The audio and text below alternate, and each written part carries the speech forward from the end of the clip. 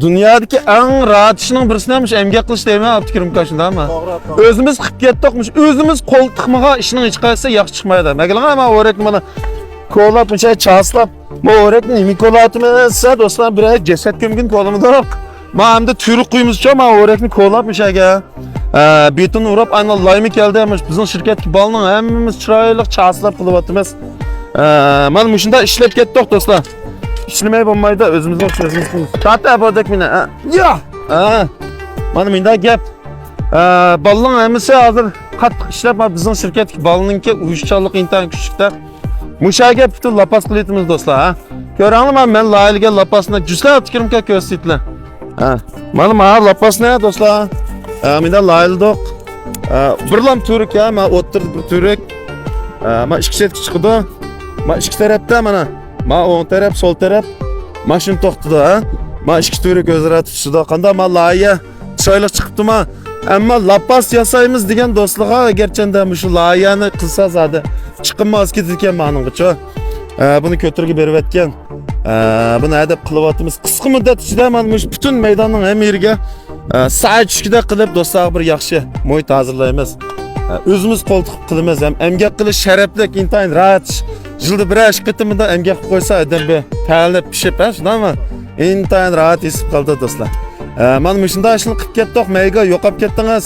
Mashina so'zimdingiz da'vatsizlar bir qisminglar. Mushni tutuplab so'zlarimiz oldirmay bir chiroyli qilyapti, shundaymi?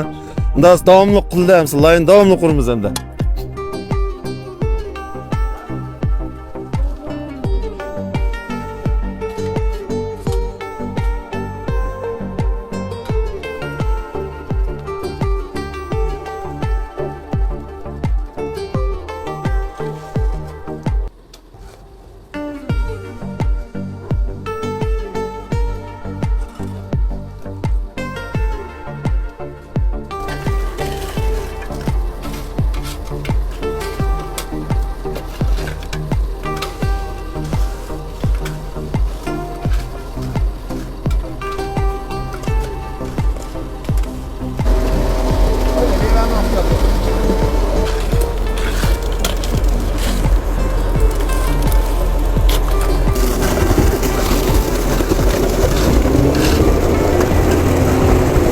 Munda gap do'stlar, ishlab ketdik.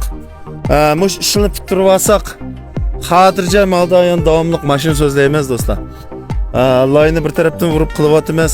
Asos to'rikni muqim qilib olsak, jihozli muqim tursa, xotirjam soat tashqidek bir tijorat qilgan bir o'rindan bizni qilib olsak, bundan keyin bunda og'ir ishlama qolmaydi. Eng oxirgi ishimiz qo'ymish sayvan qilish, shu shunday qilyapmiz. Japonning tegi rahat deydi. Bu şu qilgan ecrimizninki çoqum rahatini ko'ramiz, önüm bo'ladi. Qanday dedim do'stlar?